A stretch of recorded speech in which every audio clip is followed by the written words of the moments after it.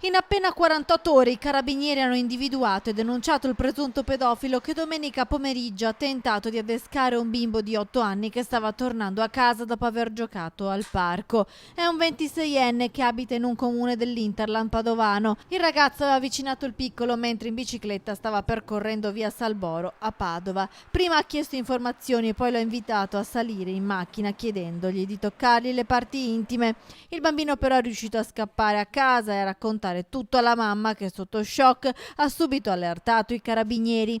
Il piccolo con il suo racconto ha fornito dettagli precisi sull'uomo e sulla sua auto che sono stati decisivi per l'individuazione. La macchina del 26enne è stata ripresa dalle telecamere di videosorveglianza della zona e così i carabinieri sono riusciti a tracciare il percorso fatto e a risalire al ragazzo che è stato denunciato per adescamento di minore. Purtroppo non sarebbe la prima volta che il 26enne si rende protagonista di fatti così gravi. In passato aveva tentato di adescare 2 minorenni, gli episodi erano avvenuti nel veneziano.